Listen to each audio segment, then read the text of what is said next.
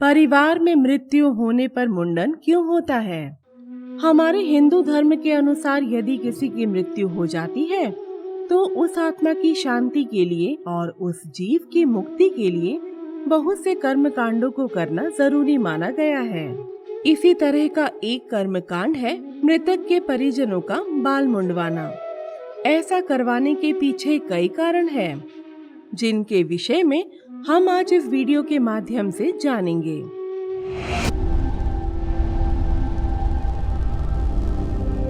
आप सभी का बहुत बहुत स्वागत है हमारे चैनल ज्ञान और वैराग्य में।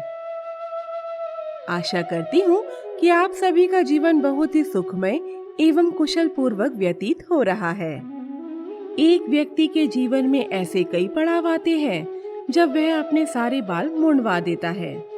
हिंदू धर्म के अनुसार पहला मुंडन बचपन में होता है, जो कि बच्चे के पैदा होने के 1 से 3 साल के बीच कराया जाता है। मान्यता यह है कि बच्चे का मुंडन करवाने से वह अपने पिछले जन्मों के सभी बंधनों से पूरी तरह मुक्त हो जाता है।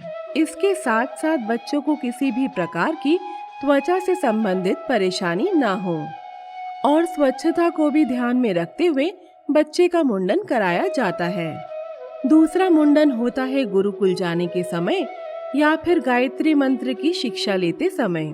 आपने अक्सर देखा होगा कि गुरुकुल में पढ़ रहे शिष्य और बौद्ध धर्म का पालन करने वाले व्यक्ति भी अपने बाल मुंडवा लेते हैं। यह ईश्वर के प्रति और शिक्षा के प्रति उनका समर्पण दिखाता है। और तीसरा मुंडन तब होता है जब रिश्तेदारी में या किसी व्यक्ति के परिवार में कोई भगवान को प्यारा हो जाता है। जी हाँ, कि सिर के बाल मुंडवाने से मृत व्यक्ति को कम से कम तब तक याद किया जाए जब तक सिर पर बाल नहीं आ जाते। इसी के साथ साथ बाल मुंडवाने से समाज में यह संकेत भी जाता है कि उस व्यक्ति के परिवार में अभी अभी किसी की मृत्यु हुई है। तो ऐसी स्थिति में उनके आसपास रहने वाले व्यक्ति भी उनके घर शोक प्रकट करने जाते हैं। जैसा कि आप जानते ही होंगे कि गरुड़ पुराण एक ऐसा पुराण है जिसमें व्यक्ति के जीवन और मृत्यु से जुड़े बहुत से प्रश्नों के उत्तर छुपे हैं। पुराण के अनुसार मरने वाले व्यक्ति की आत्मा मृत्यु के बाद भी अपना शरीर छोड़ने के लिए तैयार नहीं होती। आत्मा यमराज से याचना करने के बाद यमलोक से वापस धरती पर आती है और अपने परिजनों से संपर्क करने की कोशिश करती है। अपना शरीर न होने के कारण वह आत्मा अपने सगे संबंधियों के बालों के सहारे पुनः संपर्क स्थापित करने की कोशिश करती है। उस जीवात्मा की मुक्ति के लिए यह आवश्यक है कि उस आत्मा को ऐसा करने से रोका जाए और इसका सबसे सही तरीका है अपने सिर के बाल मुंडवा देना। ऐसा करने से सभी भौतिक संपर्क टूट जाते हैं। दूसरा कारण है उस आत्मा के प्रति अपना सम्मान प्रकट करना। अपने सिर के बाल मुंडवा देना मृतक के प्रति सम्मान और प्रेम जताने का तरीका होता है।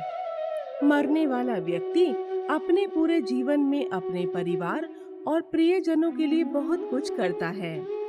जीवन भर उनके साथ सुख और दुख में साथ निभाता है। अपने प्रियजनों के प्रति आदर सम्मान और स्नेह की भावना रखता है। उसी को ध्यान में रखते हुए और मृतक के प्रति कृतज्ञता दर्शाने के लिए लोग अपने बाल मुंडवा देते हैं। ऐसा भी माना जाता है कि इंसान की बाहरी सुंदरता बालों के बिना अधूरी होती है। तो ऐसे में जो व्यक्ति अब हमारे बीच में नहीं रहा, उसे हम यह संकेत देते हैं कि उसके लिए हमारे मन में जो प्रेम है वह हमारे बालों के प्रेम से कई अधिक है। बालों को अहंकार का भी चिन्ह माना जाता है और अपना सिर मुंडवाकर हम अहंकार को त्याग देते हैं और अपने आप को ईश्वर के समर्पित कर देते हैं। तीसरा कारण यह है कि बाल मुंडवाना स्वच्छता को ध्यान में रखकर भी किया जाता है। मृत्यु के बाद इंसान का शरीर सड़ने लगता है और उसमें बहुत से खराब जीवाणु अपना घर बना लेते हैं। जब उस शव को शमशान में जलाने के लिए ले जाया जाता है तो कई लोग उस शव को बहुत बार छूते हैं इस कारण से शव के जीवाणु बाकी लोगों के शरीर पर भी आ जाते हैं। इसीलिए किसी के अंतिम संस्कार के बाद स्नान करने और मुंडन करवाने जैसी प्रक्रियाओं को किया जाता है, जिससे सभी लोगों का शरीर पुनः स्वच्छ बन जाए। मुंडन करवाने का अगला कारण है पातक के असर को कम करना। परिवार में किसी की मृत्यु हो जाए तो उस घर में सूतक लग जाता है और उसे ही पातक कहा जाता है। ऐसी मान्यता है कि एक व्यक्ति की मृत्यु के बाद कुछ समय तक उसके परिजनों में एक प्रकार की अपवित्रता आ जाती है और मुंडन करवाने से वह अपवित्रता दूर हो जाती है। इसीलिए हिंदू धर्म के अनुसार 13 दिन तक गरुड़ पुराण का पाठ किया जाता है और इन 13 दिनों में सफेद रंग के वस्त्र पहनने का प्रावधान भी है। ऐसे में एक बात का विशेष रूप से ध्यान देना चाहिए कि जिस व्यक्ति ने अग्निदाह किया है वह व्यक्ति इन 13 दिनों में अपना घर छोड़कर कहीं पर भी नहीं जाता।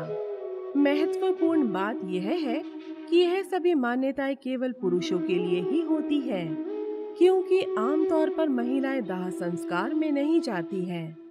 तो मित्रों, आशा करती हूँ कि आपको हमारी यह प्रस्तुति पसंद आई होगी। आपसे निवेदन है कि अगर आपको यह वीडियो पसंद आया हो तो अपने दोस्तों और रिश्तेदारों के साथ जरूर शेयर करें और हाँ, जाने से पहले हमारे चैनल को सब्सक्राइब जरूर करें। नमस्कार।